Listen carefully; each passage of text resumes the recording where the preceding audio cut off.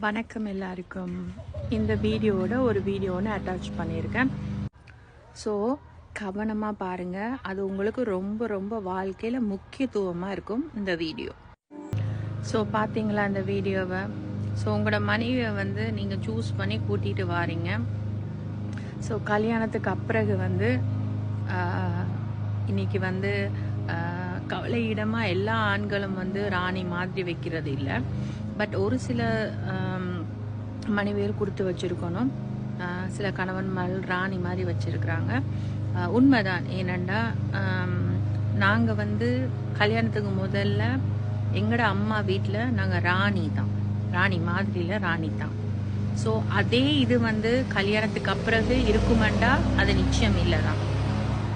So ஆனாலும் ஒவ்வொரு கணவன்மார்களும் at least ராணியாக இல்லாமல் ராணி மாதிரியாவது வைக்கிறதுக்கு ட்ரை பண்ணுங்க. அவங்களோட உணர்ச்சிகளையும் மதித்து உணர்ச்சிகளை வந்து மதித்து செயல்படுறதுக்கு நீங்கள் வந்து நடந்து கொண்டீங்கன்னு சொன்னீங்கன்னா உண்மையிலே அந்த மனைவியும் சந்தோஷமாக இருப்பாள். அஃப்கோர்ஸ் சில நேரங்களில் அநேகமாக நாங்கள் எல்லாருமே ஸ்ரீலங்காவிலேருந்து தான் வந்திருக்கிறோம். ஸோ ஸ்ரீலங்காவிலேருந்து போய் கல்யாணம் முடித்து ஸ்பான்சர் பண்ணி இங்கே வரோம்.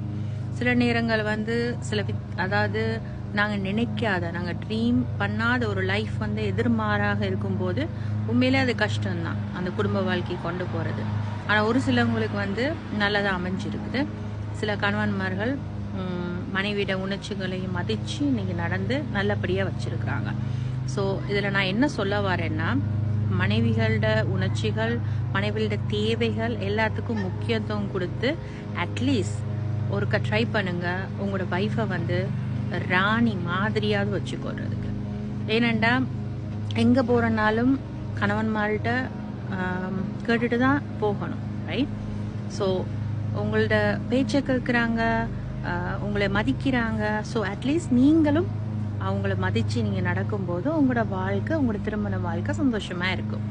ஐ ஹோப் இந்த வீடியோ உங்களுக்கு ரொம்ப பிரயோஜனமாக இருக்குமென்னு நம்புகிறேன். தேங்க்ஸ். பாய்.